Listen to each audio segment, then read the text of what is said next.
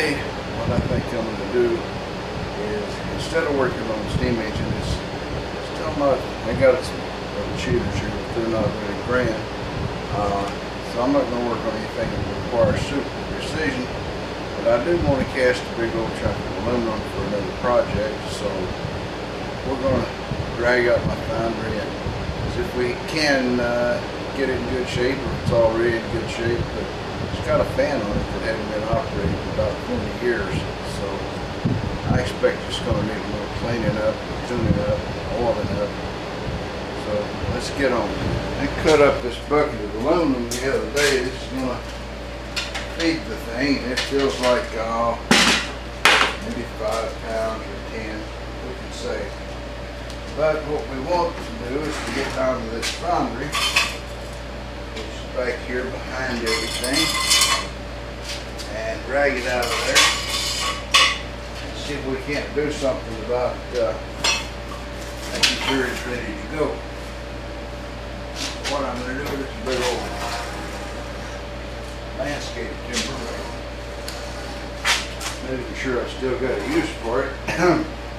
But there's always some use comes up. And this guy here, I understand why he doesn't work all the time. It looks like I'm going to find another light, doesn't it? Oh, I see it's unhooked. Well, no stop. I'm working every time. Alright. No telling what's in this sack.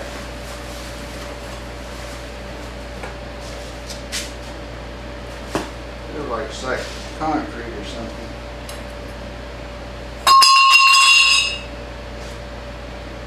I machined something out of the piece just like this the other day. It obviously had a sprocket or something on it. So I must have taken the whole thing, whatever it was.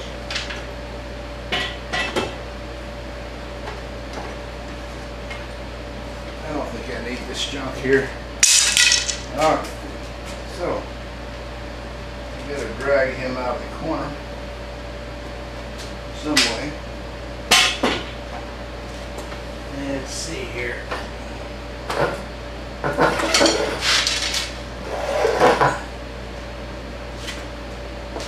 I guess he doesn't go completely out of the corner, just out enough to get at the motor. It looks like, look at that. I don't know what that is. It's got to be good stuff though. Okay, let's come down a bit. And I'll zoom in on that motor a little bit. And I'm going to have to figure out how to clean it up. I'm going to turn off the camera for a minute until I get some of this crud off my hands. Okay, so this thing's got some regular old slotted screws on the side of it there. And I guess they're going to have to come off so I can get in there and check the motor, because there's nothing external on it to oil the thing with. So let's get a regular old slotted screwdriver.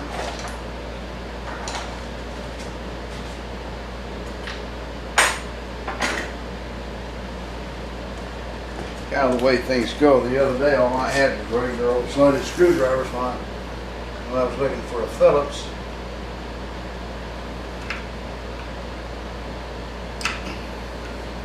Well, that thing's tight.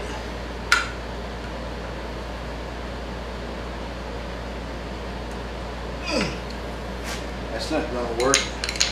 I've got 30 something years of dissimilar metals stuck together.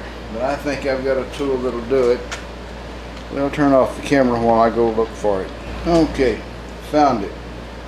This is a little hammer operated impact tool. I don't know how many people have ever seen one before. But you can turn the little collar and make it tighten or loosen.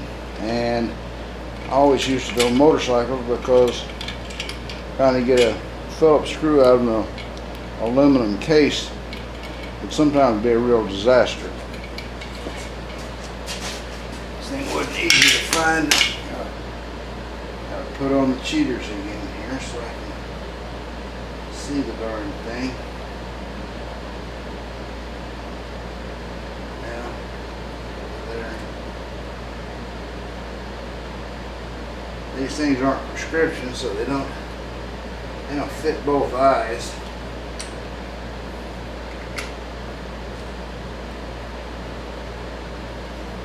Let's see if this will do the job. Got it set right.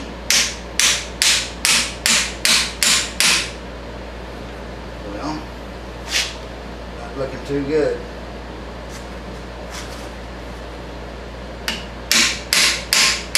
Ouch. Well, let's see if it'll turn. There we go. That one's loose.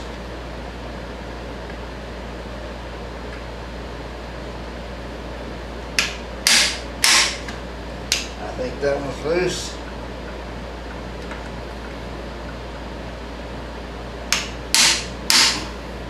That one's loose.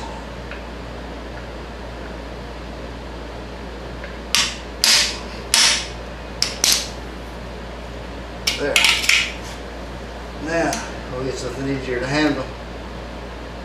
And pull these little boogers out. See what we got to do to re-oil this thing. I'm sure this dries a bone in there. There may even be oil or grease or something caked up. Who knows? This looks like a good little project a person could do to cast themselves a fan for a foundry. But corrosion, I guess. But it still turns. Turns easy. And I don't see how to make it come out of there.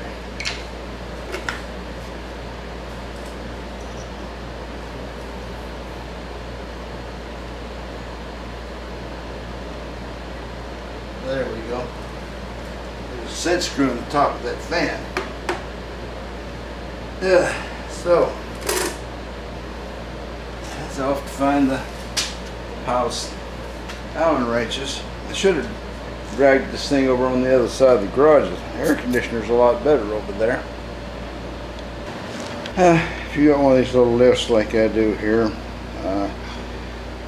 when you swing the legs down to put them back in place, they're always on an uneven spot, so I've learned to put a little 2x6 under the end of it there, pull back on it a little bit, and then it makes it a lot easier when you come over here, because then the weight of the legs is down on the open air, and it's real easy to pop that 2x6 off from under there. Alright, so we're going to get on to moving this thing and get it out of our way. I really want to work over there on the other side of the garage with it, so that and the air conditioning for one thing, and for another thing, it won't interfere with the wife's car if I get unfinished for a week or two. Been kind of steady working on sizing that 40 pounds of 38 special bullets I cast a couple of months ago, and being graceful guy I am, I kicked over a bucket of them and they rolled under the drill press there, and there's a whole bunch of them still there. My brother was helping me with the job, but he seemed to lose interest when we got down to picking up the spill part. He helped some, you know, but it didn't have his heart in it. That's kind of like when you play 52 card pickup and the other guy doesn't want to pick them up, you know. Anyway, it made moving that drill press kind of hard for a minute there. I've got to move this stuff out of the way so I can move everything else. Here we are. It's been several minutes. I've had to sweep the floor, pick up bullets, move the drill press, and we still haven't got any further than we were a while ago, really. other than that, I've moved this thing over.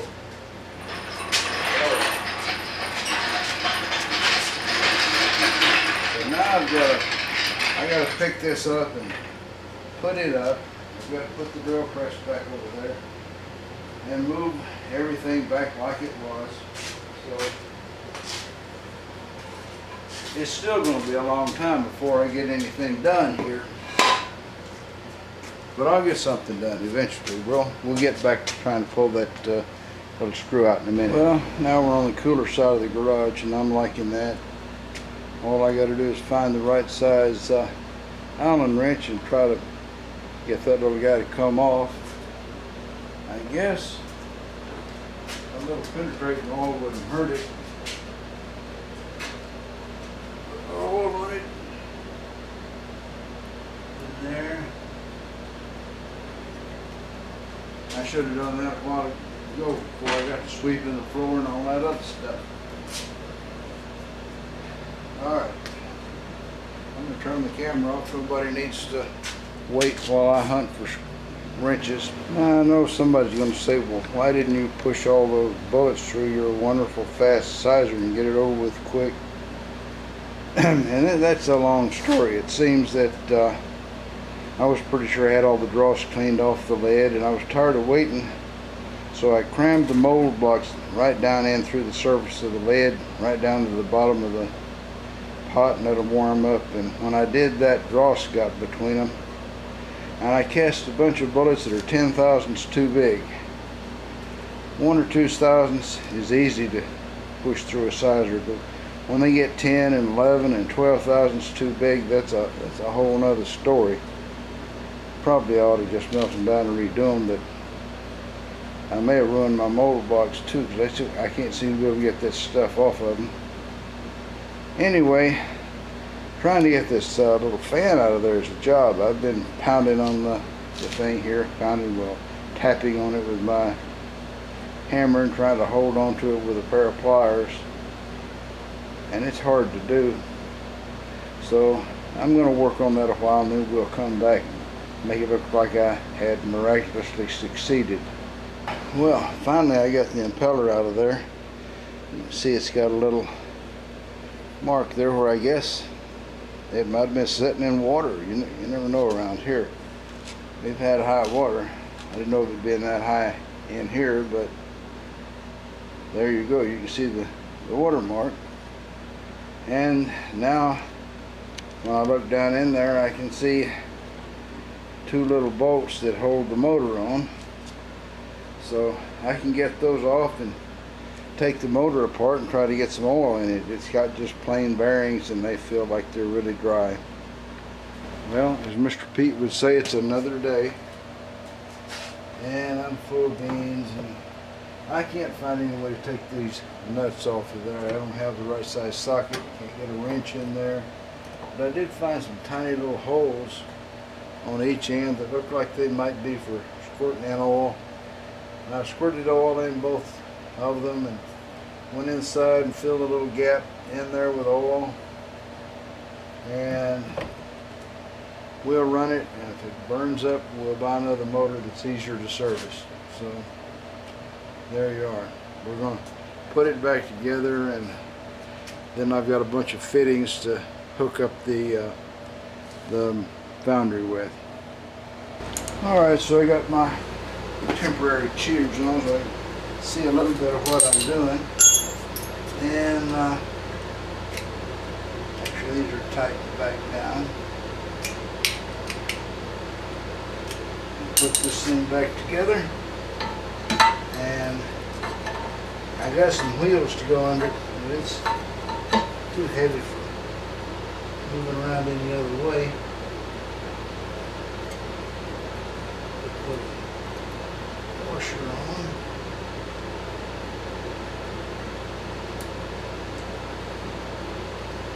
Inconvenient working on it like this, but it is what it is, so there you go. Need an extension for that little fellow. All the little pieces are laying loose in here.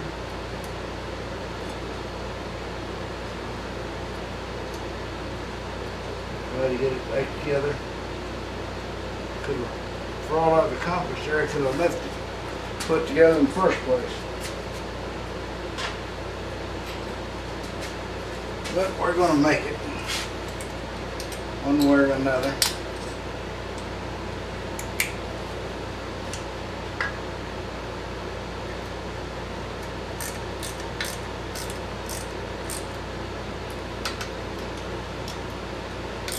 There we go.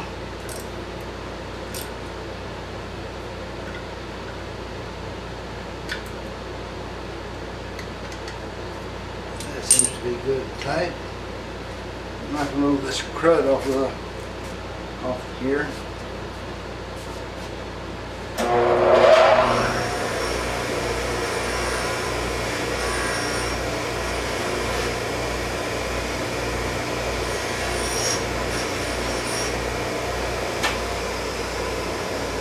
I'm sure being on the back it won't have mattered any to the airflow, but it's cleaner. So I can feel good about it being cleaner. Flat facing up. That guy inside.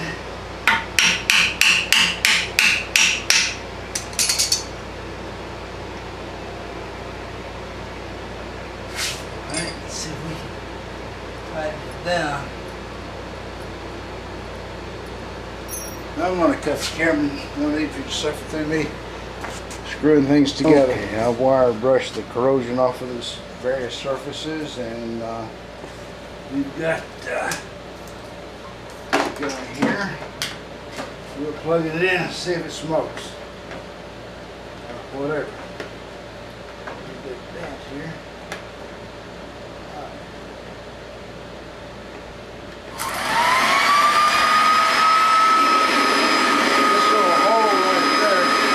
Where you regulate the amount of air and movement of the flapper.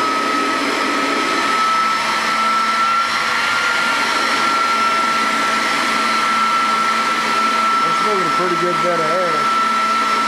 Smells bad, but it may last out the job. Bought another piece.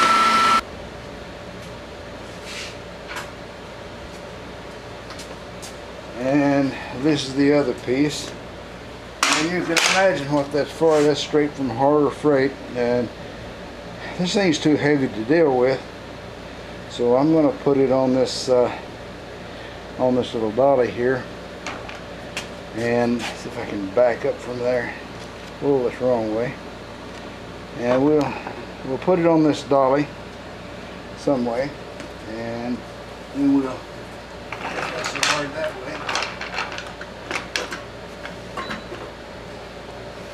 Well, I'll get something to lift it up, and I'll get it on there, and then we'll be portable. As Mr. Pete would say, when I was in my prime, I've picked that up and set it in the back of a pickup truck and taken it out and going on with no heavy breathing or nothing. But unfortunately, Mr. Pete and I are both in our declining years, and that sucker's heavy now. It may not have been heavy then, but it is now. So I've got it facing the wrong way. I need the pipe running lengthways with that doohickey. So that'll call for some more moving around. But I've got some pipe fittings I got down at Home Depot, and I think I can pipe this thing up, and I imagine some fittings will magically appear on the gas line outside, and we'll be in business with this little bugger. I'm going to have to rearrange things here a little bit, and I'll come back. That looks a lot better, and I'm not really worried about offending Mr. Pete by saying we're in our declining years, because I'm pretty sure he never watches my videos, so he's not going to ready to flare this stuff. And I've got a flaring tool I've had for about 1,000,000 years, and it's marked by the tubing sizes, and 1/4 inch there is what I'm going to flare. So I'll grab the little booger up, and I'm sure if I do this wrong, you'll see it in the comments, you know. But the way that I flare these little boogers is I just bring it up in the hole until it's even, with the surface there, and clamp it down good and tight. Now that may not be the right way. Remember, this is not an instructional channel. This is where I do what I do, you know. And tighten this down like we did in tight.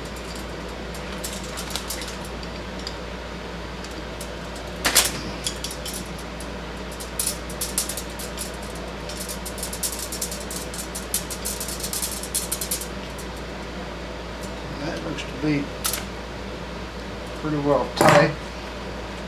Now the other part of this little guy is this piece here, and he slips right over the whole thing. Ordinarily you would probably put it on the end before you get to messing with things like I did here, but that'd burn it. Obviously I should have slid it on. Okay. Now then, now then we're going to run this little wedge right down inside that copper tubing, and that's going to produce a flare. Hopefully not far enough away, but you can see it. I'm going to pull her down there kind of tight.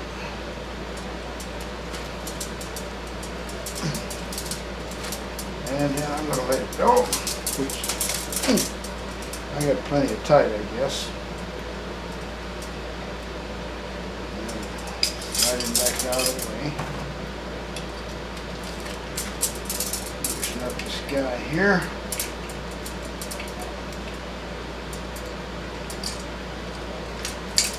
Loosen up this other end a little. And there we are. We've got a flare. And the flare nut slides right down onto it like that. And it looks like it fills the nut up pretty good. I don't know if you can see down in there, but this flared out part should pretty well fill up the inside of that flare nut. When I screw this together onto the valve, it won't leak, hopefully. I've had lots of problems with compression fittings before, but I've never had any whole lot of problems with this system here. And I've got another nut. I know I do. Hang loose while I find it. I'll turn off the camera while I'm looking. Being the really heroic guy I am, I had put the nut down there on the valve so I wouldn't lose it. First thing you want to do all the time is remember to put the nut on, or else you'll have to cut off the end of the tubing and start over. I've done that. Always makes you irritated. Alright. Got to tighten down good and tight. It won't come sliding out.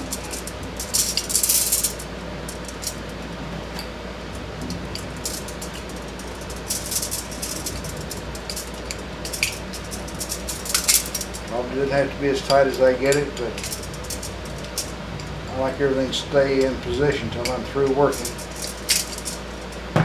Alright. It's kind of hard, I think, to mess up a flare fitting. Really.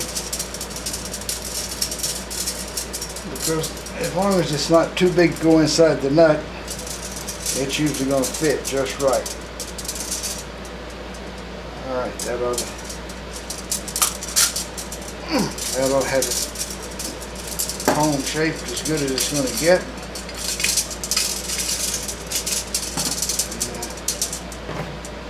And this will booger up.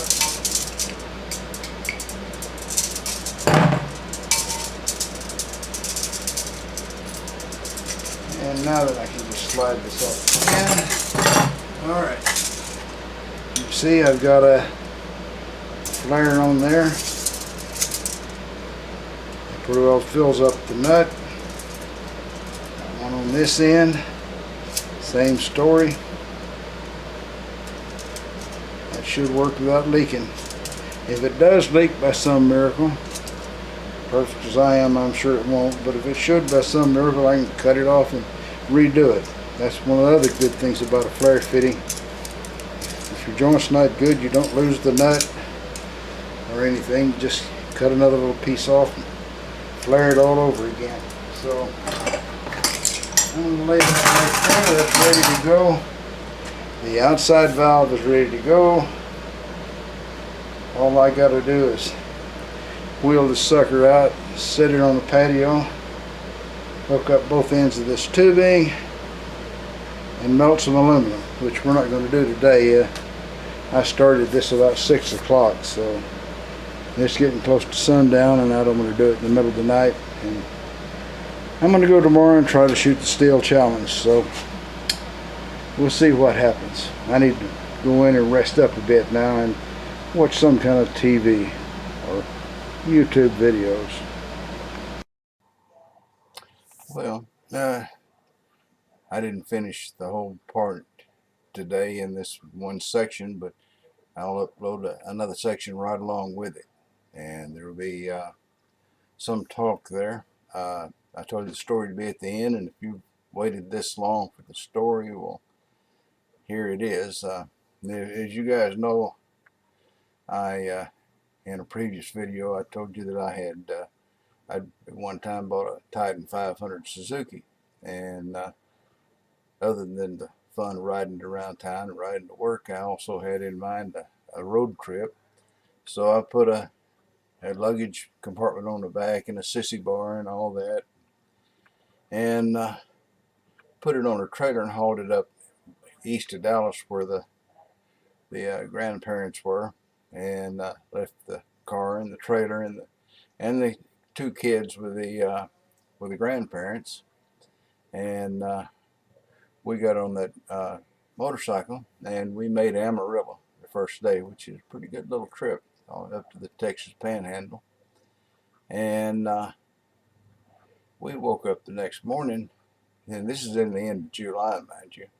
We woke up the next morning, it was in the 60s outside, which I guess is normal for Amarillo. That's way the heck north of me, where I normally live. So we went down to the local Sears and bought us a couple of jackets, and continued on the trip so that we wouldn't freeze to death. I never imagined anything being cold in the end of July, beginning of August time frame, because in Houston, that's where people are suffering from the heat the most. But anyway, for the trip, I did prepare some. I'd bought a couple of raincoats, and I bought me one of those yellow construction worker type raincoats, because I figured I'd be wearing it home from work or something, or to work, riding on that motorcycle. And I bought the wife one of those clear kind, because I figured she wouldn't want to be seen out there in a construction worker raincoat, and I didn't figure that she'd ever use it. I wasn't counting on it anyway. So on the way back from Yellowstone and Carlsbad Caverns and Petrified Forest and all that sort of thing, well, we were coming through West Texas. Now, West Texas is where a discouraging word is never heard, and the clouds are not, the skies are not cloudy all day. I'll get my tongue untangled here in a minute. And the reason the skies are not cloudy all day is it's a, kind of a semi-desert. It doesn't rain out there much, rarely ever. But because I was there came this terrible, ferocious thunderstorm around Post, Texas, which is out in the middle of, sand. And, the wind blew something awful. They were blowing the rain sideways down the road. I couldn't hardly see where I was going, and I just had to slow down somewhat. And I didn't realize it, but the rain and the wind had shredded her raincoat completely to nothing, just about. Pieces of it flying off and such. And when we got to Post, Texas, the motel, she was not only soaking wet, she was somewhat peeved with me, and she's still not over it yet. She gets mad every time the subject comes up. Said I cheaped out on her and bought her a crummy raincoat because mine didn't tear up. And so, part of being a young guy, not knowing what the heck you're doing, you know. But anyway, I come up with some other idea here. I'm not overly happy with the introduction to my channel where I have my disclaimer about you're going to be killed and maimed and get cancer if you do what I do. And also, I don't know, it might be kind of pretentious considering everything. I don't have a logo for my channel, and I'm not artistic enough or imaginative enough to come up with one.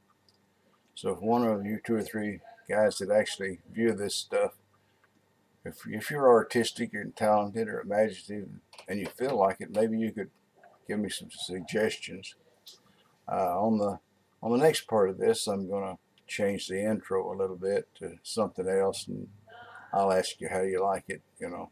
And but anyway, you could have some suggestions for me if you really wanted to. This is a heck of a long video already, so I appreciate it if you watched this far, and if you'd like to subscribe, that'd be great.